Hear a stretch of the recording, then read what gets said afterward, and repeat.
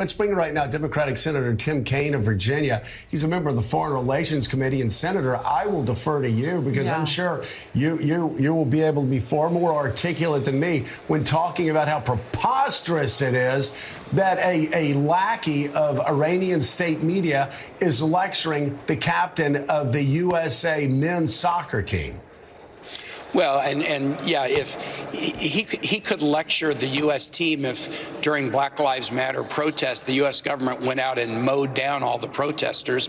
Instead, many officials in the U.S. government, like senators and House members, joined in peaceful protest. The difference is a society that allows peaceful protest and learns from it to progress, and one that ruthlessly suppresses it. And look, Joe, you guys know this. We're seeing it all around the world, these authoritarians that think they can just dictate terms for everybody else. In China, they're finding they can't. In Iran, they're finding they can't. In Russia, Putin is finding that he can't just take over property in another country and have it go his way. Authoritarians are learning some painful lessons because regular, everyday people are willing to stand up, and that should make us all feel very, very proud.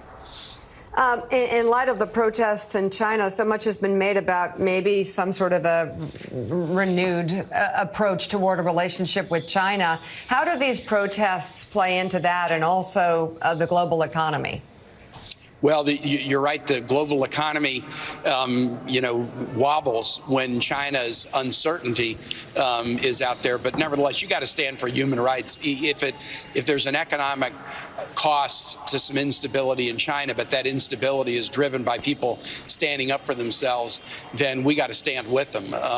The war in Ukraine, obviously, Russia's illegal invasion of Ukraine is creating economic consequences, but we got to stand with Ukraine's pro-democratic forces, even when there's economic challenges. What about more cooperation with China? You know, this is a tough world, as you guys know. So often you've got a nation that is at once a trading partner and a cooperator in some ways, and a competitor in others, and an adversary in others, and you have to manage all that at once. I hope we might continue to look for ways to work with China on things like climate change or humanitarian relief. If we could do things together to avert hunger in parts of the world that are affected by drought or that hit hard by, declining food exports out of Ukraine, then we should try to do that.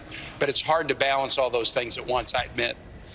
Senator, good morning. I want to ask you about the gun violence that's taken place inside your state just in the last couple of weeks. Just two horrific incidents within the space of a couple of days. The most recent, the 6 people killed inside a Walmart. Before that, those 3 University of Virginia football players killed by a former teammate.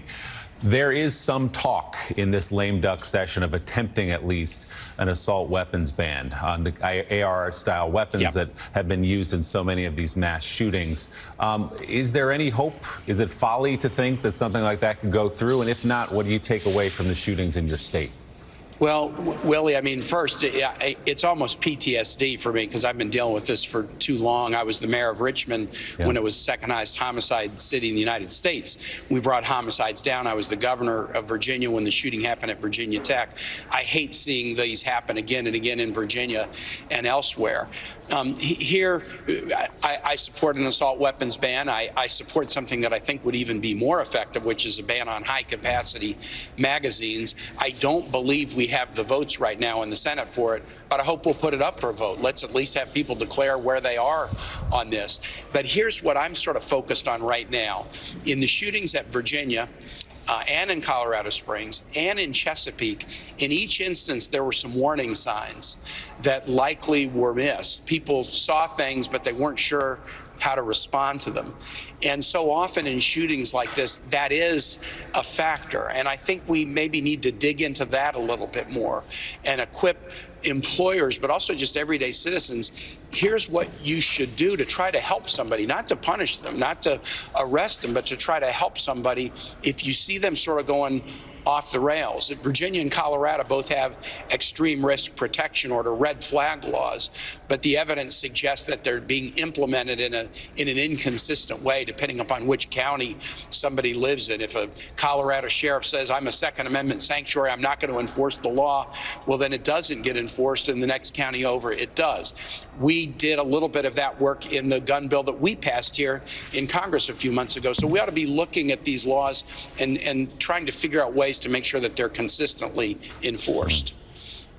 Democratic Senator Tim Kaine of Virginia, thank you very much for coming on the show this morning. We appreciate it.